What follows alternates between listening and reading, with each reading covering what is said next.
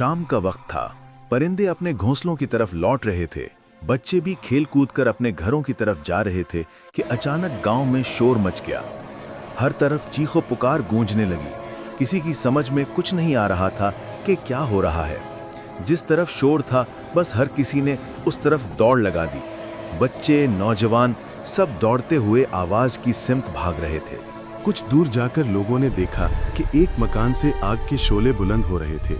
ये खौफनाक मंजर देखकर लोगों ने अपने घरों की तरफ भागने में ही अपनी आफियत आनी। आखिर 2 घंटे के बाद वो खतरनाक किस्म की आग खुद ब खुद बुझ गई। अब अंधेरा भी काफी छा चुका था और वो मकान बहुत भयानक मंजर पेश कर रहा था। जिस मकान में आग भड़क उठी थी वो काफी पुराना मकान था। उसकी दीवारें भी आहिस्ता आहिस्ता झड़ती जा रही थीं। उस मकान में कोई रहता भी नहीं था। हसन का दीनदार घराना भी इसी गांव में था। वो 28 साल का खुश शक्ल, खूबसूरत और निडर लड़का था। वो भी अपने बुजुर्गों की तरह हाफिज कुरान और वज़ाइफ का आमिल था। जब से हसन ने इस मकान में ऐसे वाक़यात की खबरें सुनी तो उसे इसके अंदर जाने और पूरी तफसीलात हासिल करने का जुनून सवार हो गया।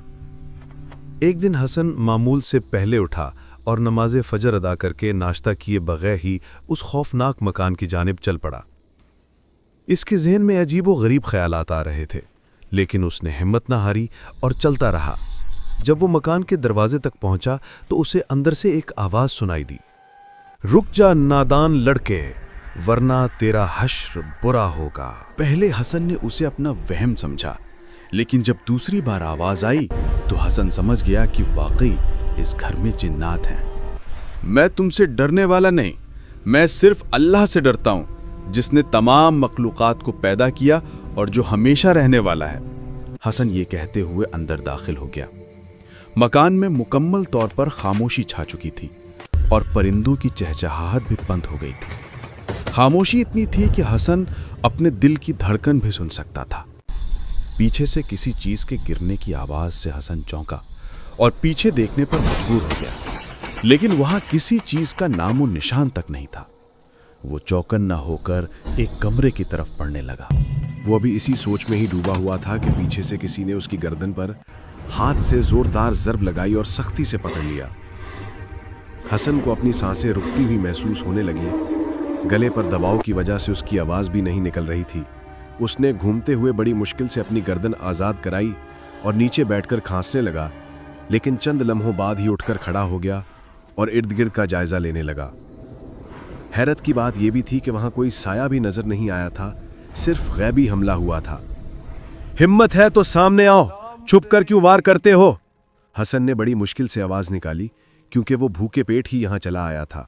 हसन के कहते ही इस घर में कहकहे गूंजने लगे और आवाज आई, नादान लड़के, अब भी वक्त है वापस चला जा, वरना अपने अंजाम का खुद जिम्मेदार होगा। नहीं, आज मैं तुम्हें खत्म करके ही जाऊंगा। आए दिन गांव में तमाशा बनाया हुआ है और सब गांव वालों को तंग किया हुआ है। हसन ने गरजदार आवाज में कहा और ऐसा महसूस होने लगा जैसे पूरा घर हिल रहा हो। हसन ने बड़ी मुश्किल से खुद को गिरने से बचाया और कमरे की जानिब बढ़ने लगा। नादान लड़के, कमरे की तरफ मत जाना, वरना तेरा हश्र बहुत भयानक होगा। आवाज को सुनकर हसन और भी तेजी से कमरे की जानिब लपका, लेकिन ठोकर लगने से दरमियान में गिर गया। शैतानों, हिम्मत है तो सामने आओ। हसन ने यह कहकर दिल में आयतुल कुर्सी पढ़ना शुरू कर दिया और कुछ देर बाद दीवार से एक चमगादड़ नमूदार हुई जो हसन पर झपटी। हसन का वजीफा भी मुकम्मल हो चुका था, इसलिए उसके फूंक मारने की देर थी कि चमगादड़ दीवार से टकराकर तड़पने लगी और कुछ देर बाद गायब हो गई। हसन की हिम्मत बंधी और फिर से कमरे की तरफ चलने लगा।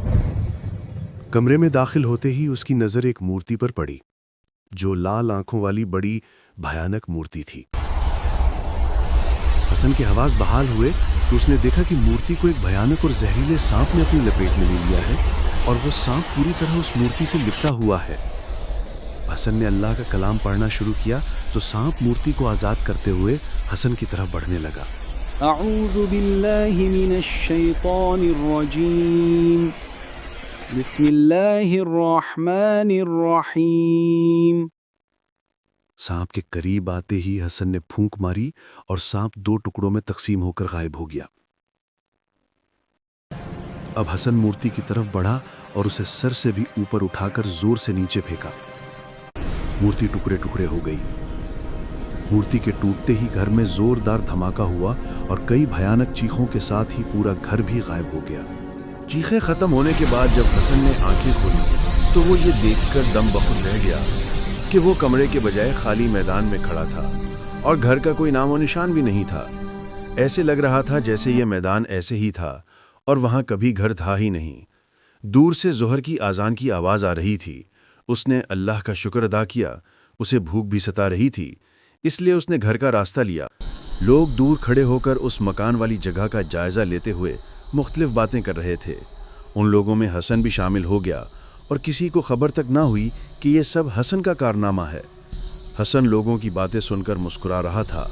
इस गांव का छुपा रुस्तम आज तक नामालूम है।